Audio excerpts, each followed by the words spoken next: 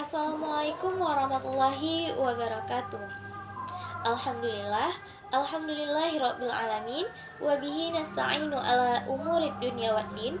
Wassalatu wassalamu ala asyrafil anbiya'i wal mursalin wa ala alihi wa ashabihi ajmain, amma ba'du. Pertama-tama, puji dan syukur tak henti-hentinya kita panjatkan kepada Allah Subhanahu wa taala, dan salawat dan salam kepada Nabi Muhammad sallallahu alaihi wasallam.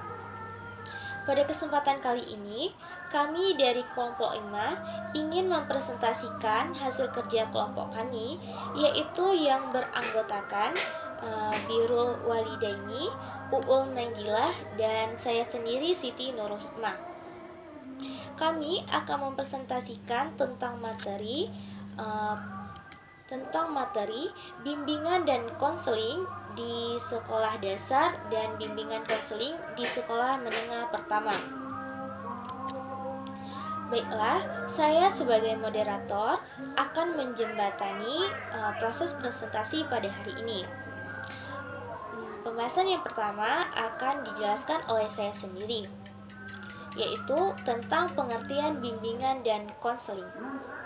Bimbingan dan konseling di sekolah merupakan usaha dalam membantu siswa dalam pengembangan kehidupan pribadi, kehidupan sosial, kegiatan belajar, serta perencanaan dan pengembangan karir. Dengan adanya permasalahan di atas, siswa memerlukan bimbingan serta bantuan dari orang lain agar dapat memahami potensi yang ada pada dirinya. Hal tersebut dapat diperoleh di sekolah melalui peran seorang guru, khususnya guru bimbingan dan konseling. Dalam hal ini, sekolah memberikan layanan bimbingan dan konseling untuk memantau dan membantu peserta didik dalam mengembangkan potensi yang dimilikinya dan membantu dalam membentuk karakter siswa tersebut. Namun, layanan bimbingan dan konseling ini tidak hanya diberikan di SMA saja, namun juga diberikan di SD dan SMP, juga memerlukan layanan bimbingan dan konseling. Pembahasan selanjutnya yaitu tentang bimbingan dan konseling di sekolah dasar, yaitu SD. Bimbingan dan konseling diperlukan di SD jika ditinjau secara mendalam. Setidaknya ada 3 hal utama yang melatar belakangi perlunya bimbingan, yakni ditinjau secara umum, sosial kultural, dan aspek psikologis. Menurut tim MKDK IKIP Semarang pada tahun 1990, ada 5 hal yang melatar belakangi perlunya layanan bimbingan dan konseling di sekolah, yakni yang pertama yaitu masalah perkembangan individu, yang kedua masalah perbedaan individual, yang ketiga masalah kebutuhan individu, yang keempat masalah penyesuaian diri dan kelainan tingkah laku, dan yang terakhir yaitu masalah belajar. Sekolah dasar bertanggung jawab dalam memberikan pengalaman-pengalaman dasar kepada anak, yaitu kemampuan dan kecakapan membaca, menulis, dan berhitung, pengetahuan umum serta perkembangan kepribadian, yaitu sikap terbuka terhadap orang lain, penuh inisiatif, kreativitas, dan kepemimpinan, keterampilan serta sikap bertanggung jawab. Guru sekolah dasar memegang peran dan memikul tanggung jawab untuk memahami anak dan membantu perkembangan sosial pribadi anak tersebut. Bimbingan itu sendiri dapat diartikan sebagai suatu bagian integral dalam keseluruhan program pendidikan yang mempunyai fungsi positif, bukan hanya suatu kegiatan kolektif saja. Bimbingan tidak hanya pada anak yang mengalami permasalahan, melainkan pandangan bimbingan dewasa ini yaitu menyediakan suasana atau situasi perkembangan yang baik sehingga setiap anak di sekolah dapat terdorong semangatnya dalam belajar dan dapat mengembangkan pribadinya sebaik mungkin dan terhindar dari praktik-praktik yang merusak perkembangan anak itu sendiri. Pembahasan selanjutnya yaitu tentang fungsi bimbingan dan konseling di sekolah dasar. Fungsi bimbingan konseling yang pertama yaitu fungsi penyaluran atau disebut dengan distributif. Fungsi penyaluran ini ialah fungsi bimbingan dalam membantu penyaluran siswa-siswa dalam memilih program-program pendidikan yang ada di sekolah, memilih jurusan sekolah yang tepat, memilih jenis sekolah lanjutan, ataupun lapangan pekerjaan yang sesuai dengan bakat, minat, cita-cita, dan ciri-ciri kepribadian anak tersebut. Fungsi yang kedua yaitu fungsi penyesuaian atau disebut dengan fungsi adjektif. Fungsi penyesuaian ini merupakan fungsi bimbingan dalam membantu siswa untuk memperoleh penyesuaian pribadi yang sehat. Dalam berbagai teknik bimbingan, khususnya dalam teknik konseling, siswa dibantu menghadapi dan mencegah masalah-masalah dan kesulitan-kesulitan pada anak tersebut. Fungsi ini juga membantu siswa dalam usaha mengembangkan dirinya secara optimal. Fungsi bimbingan konseling yang ketiga yaitu fungsi adaptasi atau fungsi adaptif. Fungsi adaptif ini merupakan fungsi bimbingan dalam rangka membantu staf sekolah, khususnya guru, dalam mengadaptasikan program pengajaran dengan ciri khusus dan kebutuhan pribadi siswa.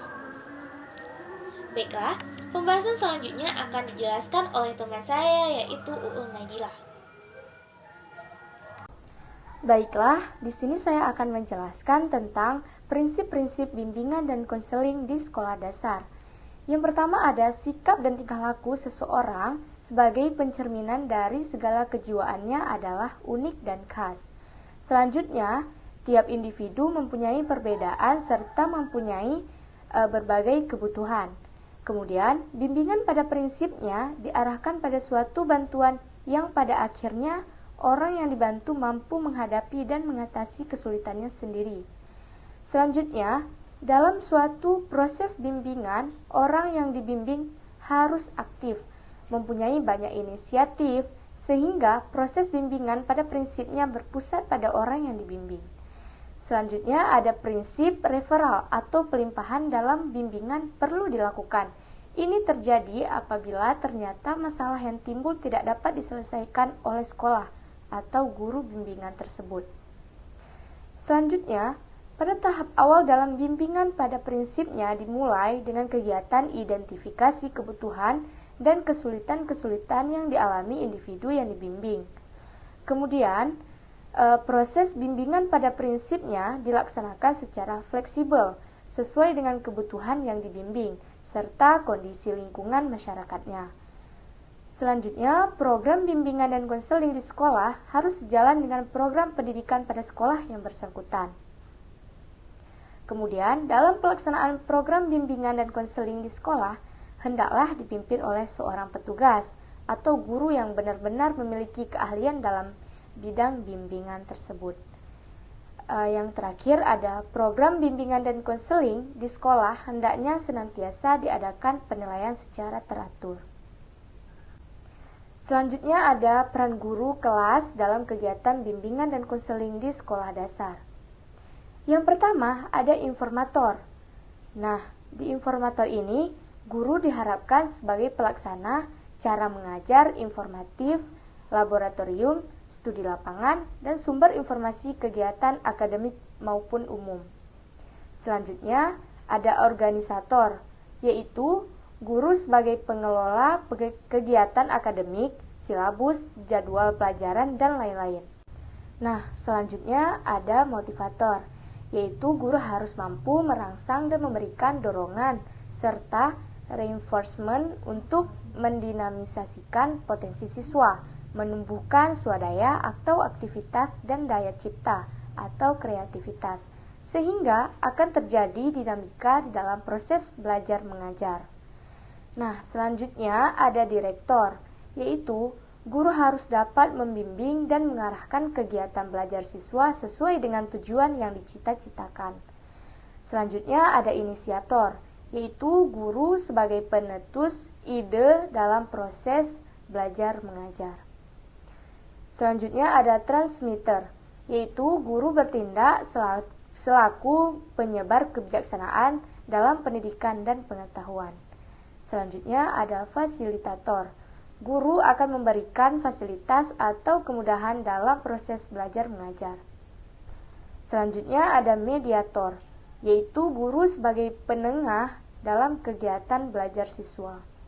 Dan yang terakhir ada evaluator, yaitu guru mempunyai otoritas untuk menilai prestasi anak didik dalam bidang akademik maupun tingkah laku sosialnya, sehingga dapat menentukan bagaimana anak didiknya berhasil atau tidaknya.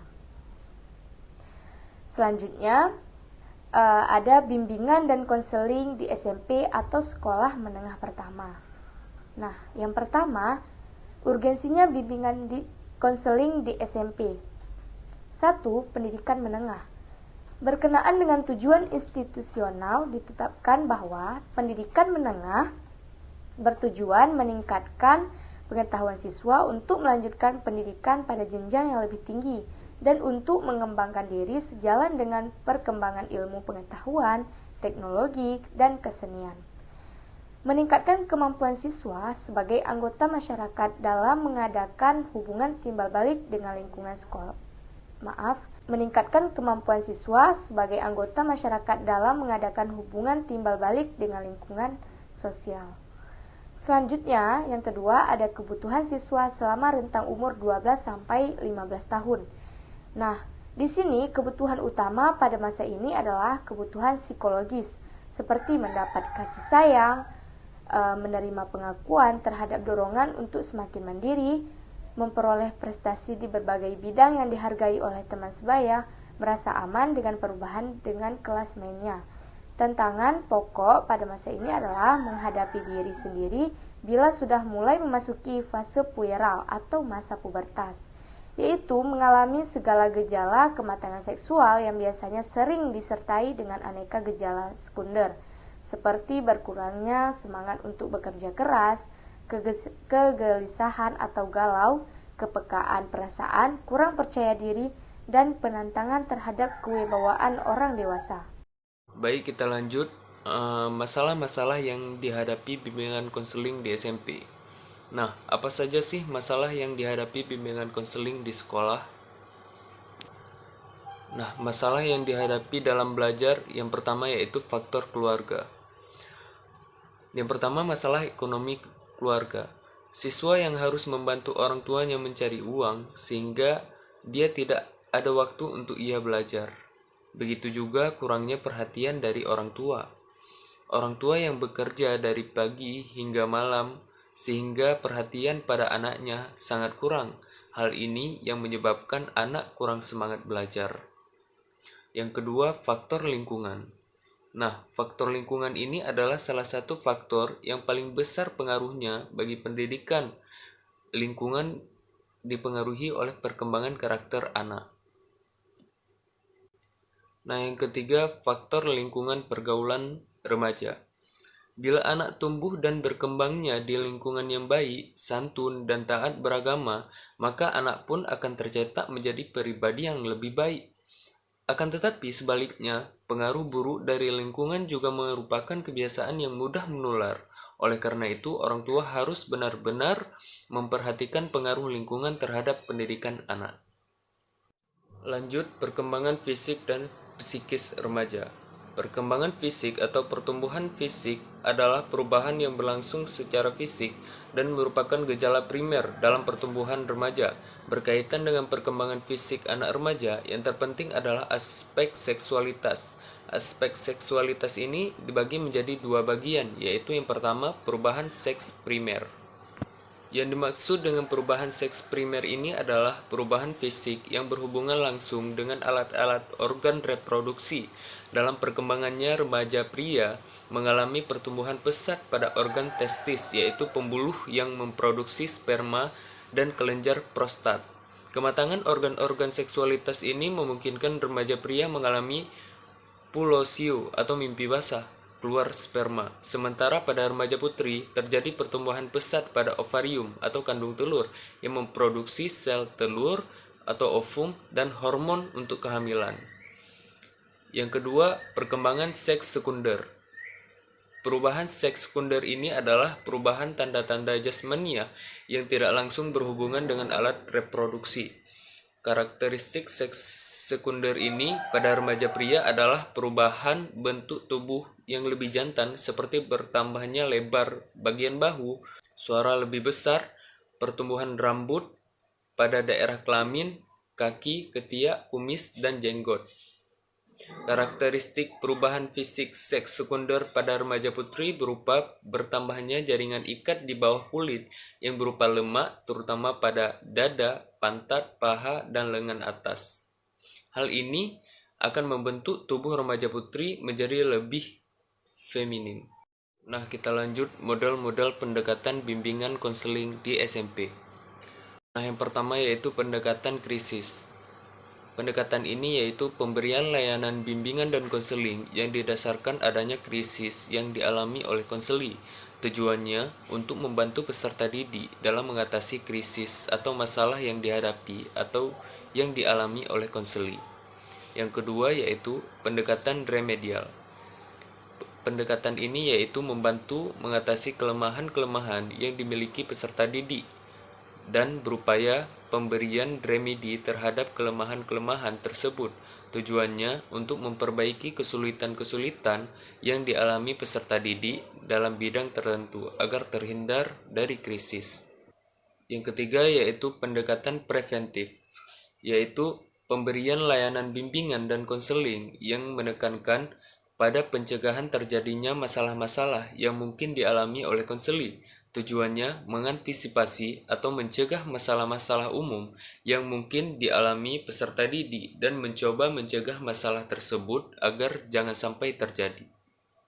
Nah, yang keempat, pendekatan perkembangan. Pendekatan ini yaitu pemberian layanan bimbingan dan konseling yang menekankan pada identifikasi pengetahuan, keterampilan, sikap, dan pengalaman yang diperlukan konseli agar berhasil dalam kehidupan akademik, pribadi sosial, dan karirnya. Tujuannya yaitu untuk membantu peserta didik dalam mengembangkan kemampuan atau potensi yang dimiliki dengan memberikan kesempatan yang seluas-luasnya untuk memperoleh pengetahuan, keterampilan, dan pengalaman yang diperlukan dalam kehidupannya. Nah, kawan-kawan, kesimpulan yang dapat kita ambil dari penjelasan di atas yaitu bimbingan dan konseling merupakan komponen pokok yang terpenting dalam sistem pendidikan di sekolah. Sekolah sebagai institusi pendidikan tidak hanya berfungsi memberikan pengetahuan, tetapi juga dapat mengembangkan potensi yang ada dalam diri siswa. Sebagai guru yang profesional, guru memegang peran penting dalam mengembangkan potensi siswa melalui bimbingan dan konseling. Dalam hal ini, sekolah memberi layanan bimbingan dan konseling untuk lebih membantu peserta didik dalam mengembangkan potensi yang dimiliki dan membantu membentuk karakter siswa itu juga. Oleh karena itu, pendidikan sekolah dasar dan pendidikan sekolah menengah pertama sangat memerlukan layanan bimbingan konseling ini. Nah, hanya sekian presentasi dari kelompok kami. Semoga teman-teman bisa memahami materi yang telah kami sajikan. Apabila ada kesalahan kata dalam penyampaian materi, kami memohon maaf yang sebesar-besarnya. Saya akhiri. Assalamualaikum warahmatullahi wabarakatuh.